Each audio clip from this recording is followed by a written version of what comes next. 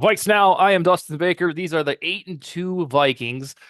Nobody really saw this coming. I think there were some optimists that thought, hey, they'll get frisky and go 10-7 or so, maybe make the postseason. But right now, the Vikings are in the absolute driver's seat to at least make the wild card round of the playoffs, thanks to another win today that was less sloppy than the last one. This one kind of inspired me, and I'm here with Mr. New and Regina, second time guest for Mr. New. How are you guys tonight? Great, great. Doing really well. Thank you for having us. Oh, Yeah, absolutely. absolutely. Let's jump right into this. We had you on in the off season, Mr. New, and I liked your vibe. You were optimistic. You I were was I JJ. was wrong on a couple of things. I was gonna call. I got to call myself out, because I got the name. So I was Mr. Wrong with the whole running thing there with the whole my idea with the putting the half back there for returning. Forgive me, everyone. No, it's all good, man. I'm going to give you both the opportunity, Mr. New, a blank canvas reaction. You can say whatever the hell you'd like about Vikings over Titans 23-13. They deserved it. They deserved this win. Regardless of what everyone wants to say, for whatever reasons of whatever, this outcome was going to happen. Regardless, the Vikings were getting the W today. Regardless, And Regina, yeah, let's hear what you I got. I was really impressed with everything today. I mean, our run game obviously could be a little bit better, but it's a team we should have won against, and we did win against. So I'm very happy because in the past, as any good Vikings fan know, we struggle against weaker teams for some reason. So I'm very glad we pulled out this win. The thing that I enjoyed about the run game, if you want to call it that, is they stuck with it. It wasn't working, but good teams will stick with it just to keep the other team guessing to set up the pass. And so the Vikings ended up with only 80 something rushing yards. But in years past, O'Connell would have said, you know what, screw this. I don't like doing this anyway. So we're just going to throw it all over the place. And usually that doesn't work, especially Right. when you have Darnold, who's like a top 15, top 20 guy rather than somebody who's elite. So I'm glad they stuck with it, even though it wasn't really effective. What about Mr. New? Some things that you liked about this game in particular that gives you optimism for the final 7 games. I like a lot about it, and like you said in the very beginning, we didn't expect this. It's brand new, right? So I'm like, going into the season, how big I was on McCarthy. I was just over the moon with him, and then I wasn't super sold on the Sam stuff. And as he started rolling, I'm like, that's my quarterback, like, there's no one else there, obviously, but I really want to get behind it. And started to fall off a little bit there, started to break off. And I kept telling everybody, he's gonna bounce back. He's gonna have a bounce back game. I guarantee they just pushed through it. They didn't push through it over there. Because they had Baker and stuff like that, and it's understandable, whatever, with Panthers and stuff. They didn't really push through with him there.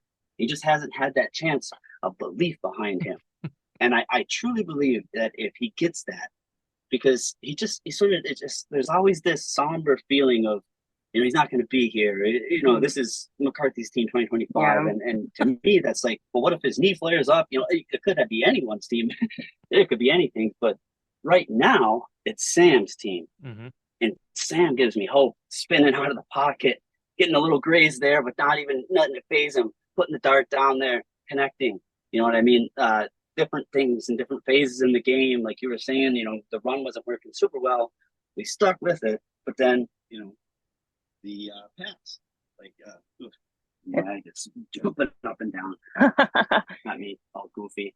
The But thing the thing that I yeah, liked about it seems like, especially this game and throughout the season, that there are at least 4 to 5 plays per game where I'm like, Cousins would have been dead to rights in that situation. No, And uh-huh. and Yep. Sam always bounces out. Now he may not be I don't think he's a quick of a processor, going through his reads as Kirk is, and that's okay. That's how the world works.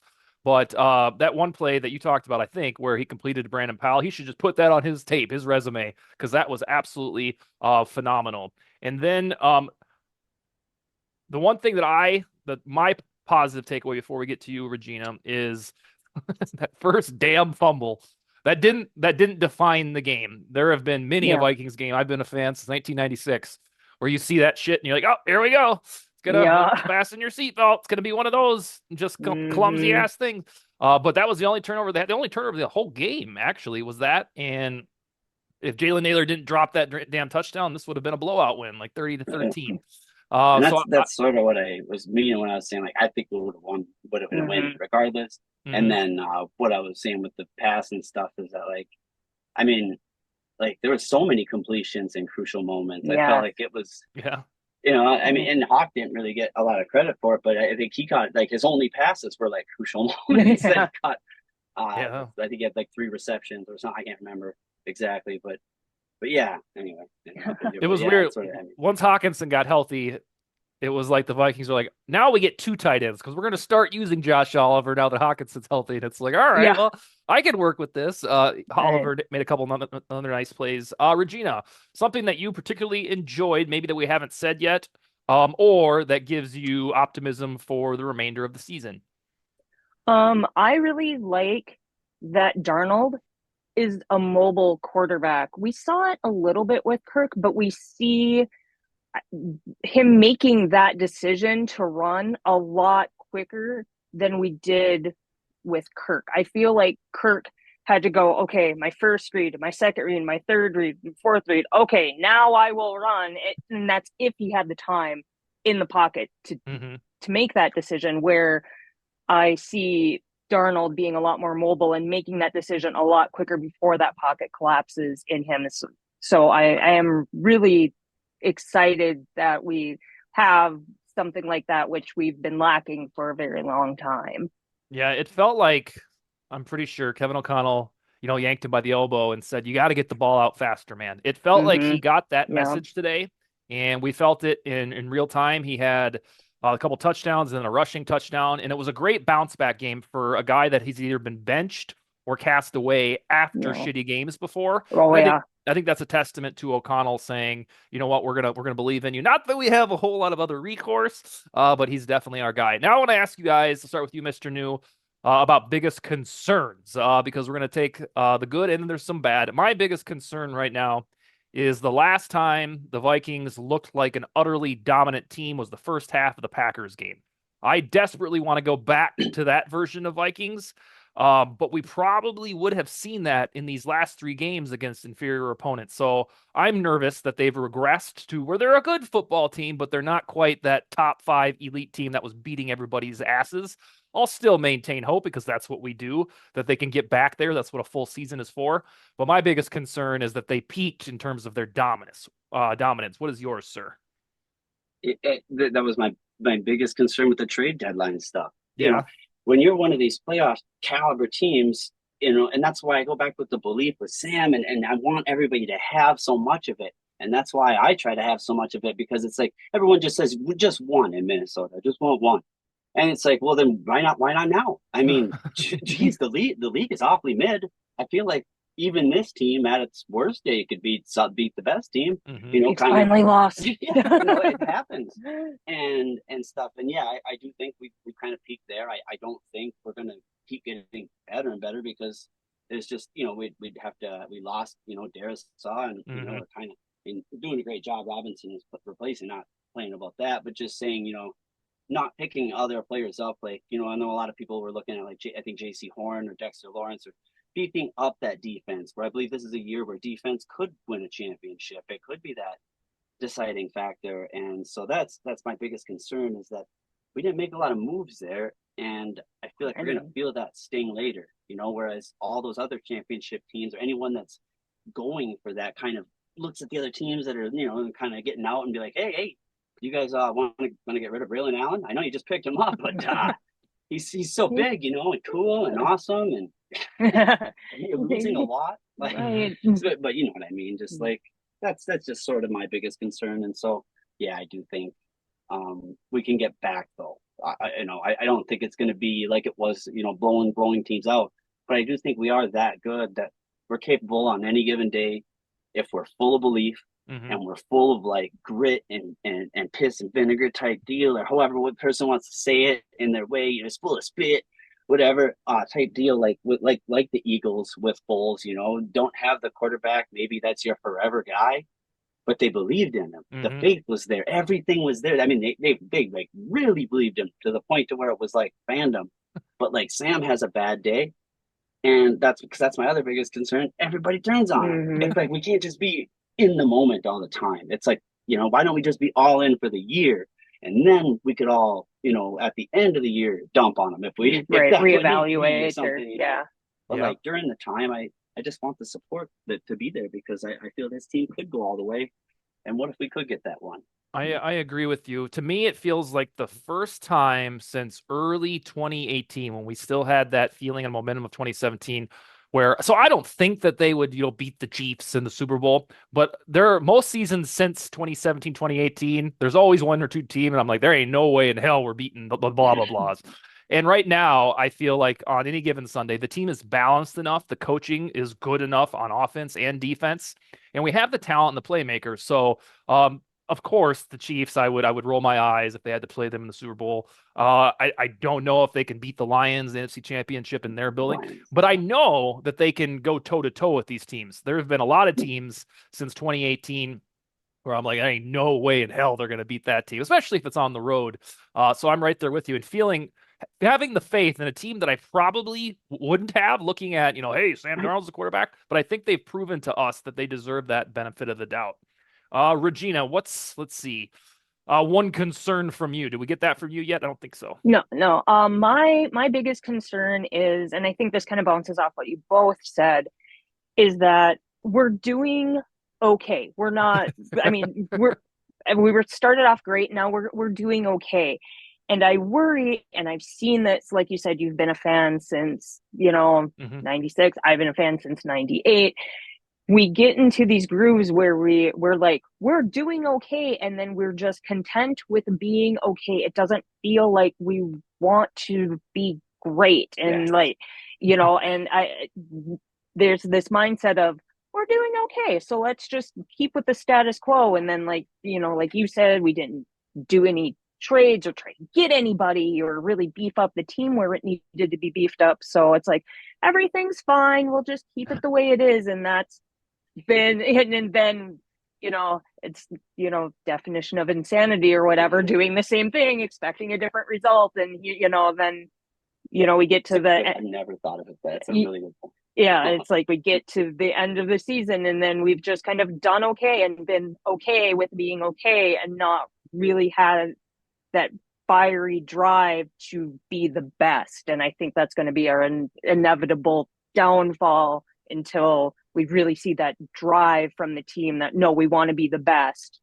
We want, like looking at the Lions and what was our score today, like 52-6 or something like that. Yeah, it feels so and it's like, like when is that going to happen for us? What do we have to do to do that? And it seems like we're not fired up enough to do that. Yeah, and that's my big 800 times, put in the grease 800 times, stamped in the mud 800 times, told it's okay, that's just fine, you guys got to believe it, it doesn't matter, it's okay, it's okay, that's how it does, right? That's fine. Yeah, just like the commentator. But I totally agree.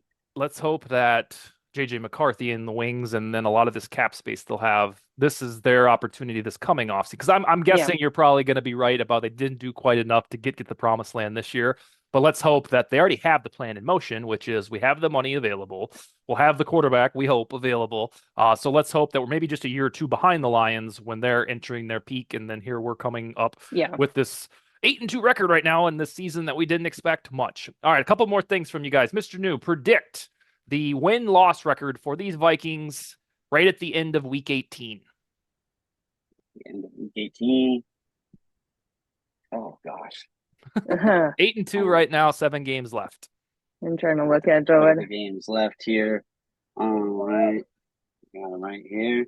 So it's like we got the Chicago. We got them twice. We should be able to beat them once. Arizona, I hope so. Atlanta, we got to get revenge on Kirk. And Seattle seems to always get us. So let's at least get tack on 3 more, huh? So you got. Let's tack on 3 more. Are you saying 3 and 4 and then 11 and 6? Yeah. Okay, that's what I have too. Watching these last, I'd say 2 games. They They looked pretty good against the Colts in the second half. To me, this looks like an 11-6 team rather than 12-5. I'll certainly talk Mm, myself into 12-5. It basically comes down to whether or not they can beat the Bears next weekend, which I do not mm, think they will. I think the Bears are going to show up and have their like little reclamation game. I just never trust the Vikings at Soldier Field. That's one of my character flaws. So I think 3-4 the rest of the way, even though it sounds shitty saying it out loud. I think that feels Well, fair. There's always a chance that the yeah. Lions game doesn't mean much and they have rested their guys. But 11-6 feels like the type of team we've watched over the last 6 weeks, pretty much since that Packer domination in the first half. It all kind of went mediocre when Jalen Naylor muffed that punt. I swear to God, there's no direct correlation. But the moment he muffed that punt, the team just became good, not great. And I'm like, oh my Yep. God. And we didn't know it at the time. Let's say, Regina, do you think 3-4? You think 4-3? What do you have the rest of the way? Um, I'm thinking I agree with you guys. Like Chicago, either Chicago game could go either way. I think we win one, lose Hmm. one. Arizona could be tough. Uh, Kirk might want revenge on us. You never know. You never know with Kirk. And that's a noon game, so Kirk should be good. Yeah, I'm just looking. The nighttime Chicago game that might be the one we lose. Seattle could go either way. It really depends. If we decide to be great at the end of the season, then I think we could pull out a win. So I I'm thinking we could at least win 2 to 3 more. But yeah, that's the most I think we could really pull off because I'm thinking we're gonna lose that second Chicago game and Atlanta and Seattle could go either way, but I'm not feeling super confident about the Seahawks. I'm not going to lie. Yeah. Oh, we haven't won there since 2006, and we've lost Yeah. 5 straight at that godforsaken building. Do you guys I both? don't understand it. Yeah, neither. Well, it was Russell Wilson in his heyday. Do you Mm. guys? Do you guys commonly agree that Packers at home is going to be an L, or we didn't even talk about that one? Oh, That's I think we could beat them, man. I really do. I think that's the game, and that's where it kind of goes back to what that muff punt you were saying. And I feel like what was driving us was that astonishment of, oh, we're that good. What? We're that good. We're that good. 28 nothing. And the yeah. sky was the limit. And all of a sudden, they got a cap on that bottle, and that Mhm. that needs to be released again. And if that can get released again, you know what I mean? Then, like I said, the sky is the limit, and we can march and march and march. And I do think we could beat them at home, and I do think we can go into the playoffs and go on a run Mhm. and beat any given on any given Sunday.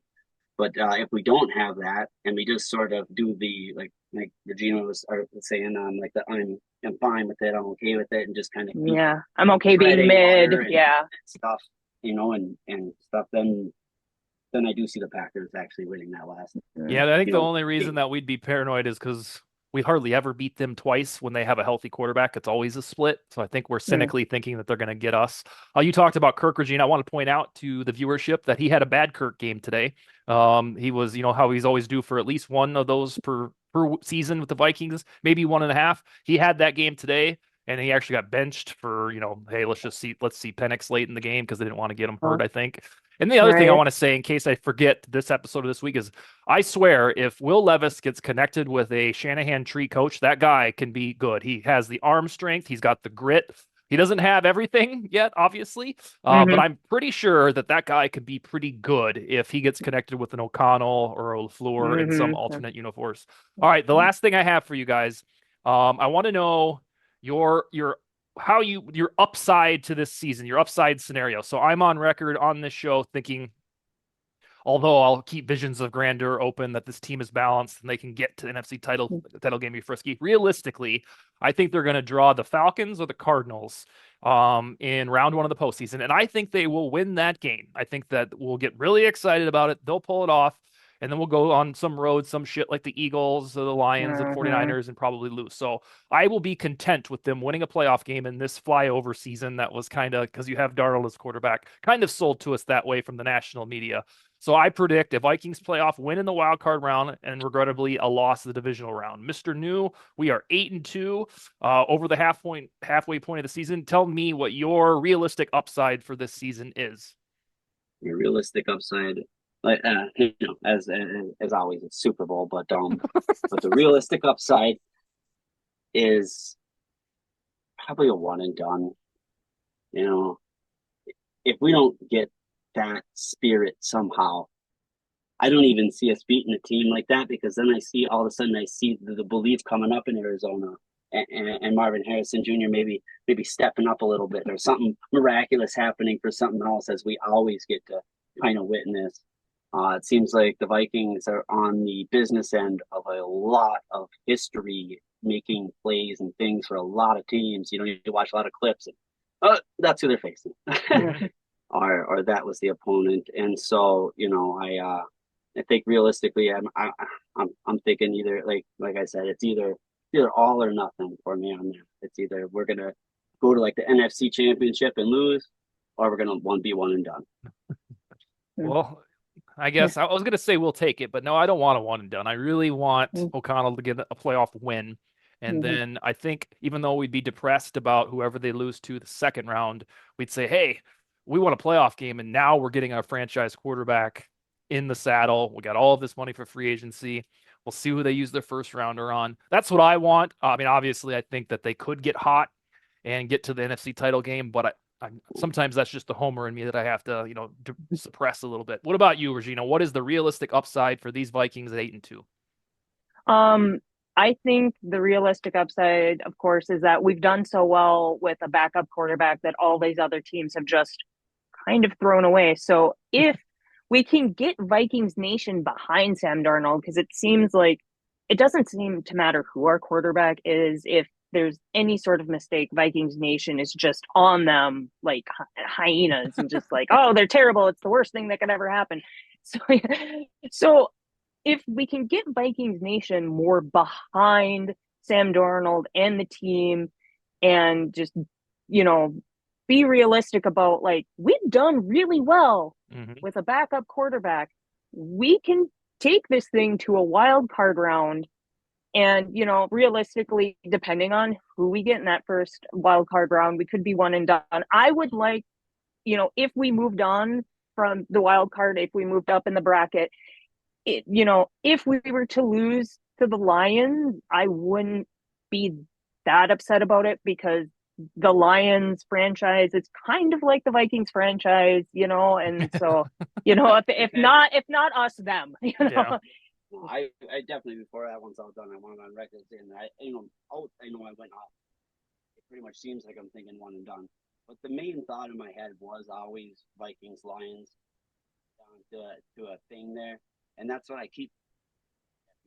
This showdown, Vikings Lions, somehow, some way, deeper into the playoffs. The bracket gets worked down that way, and it ends up being near the championship game, or maybe the NFC. I would really like to see that. That would just be, I think that would be the that would be pretty cool. That would be my realistic hope for the season. Right. Yeah. We'll see what happens week 18, because we play them again. But quietly, Kevin O'Connell has not beaten Dan Campbell since he got here. Ooh. And it's like, we gotta have to do that at some point. It'd be kind of storybook. Let's say that week 18 game doesn't mean much or whatever. If he somehow is 0-6 against the Lions heading into postseason, that would be a sweet time to get off the schneid. Would be a divisional or NFC championship. Yeah. All right, Mr. New, how often do you record, and what's your show called? Oh, I just thought it's Mr. New, and I just do the Mr. New show. And you record how often?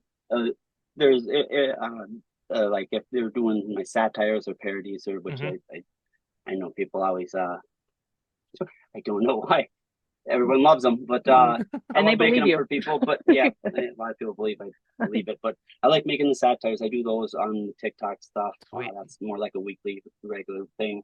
Okay. And then I have been building on the YouTube the regular show, which that is factual, and that one's more career based, and it's a little slower because of that. Because I really am and have been for a long time looking into getting it. So I have a lot of the stuff. I'm going back to school and everything, college and everything. So I need to finish my associates. Or get just a quick bachelor's. I don't know, quick whatever the 2-year one is. I needed. That was the mandatory one on the thing I was filling out. But yeah, so, awesome. But that's the show. It's just the Mr. New show on YouTube. All right, guys, why don't you hit my line maybe towards the end of the regular season and we can do another collaboration like this. Okay. You pick a game, you guys let me know. I appreciate you coming on and you guys have a wonderful week, okay? Yeah. Thank you for having us once Appreciate it. again. Thank Yeah, you. take it easy, guys. Yeah. Yeah.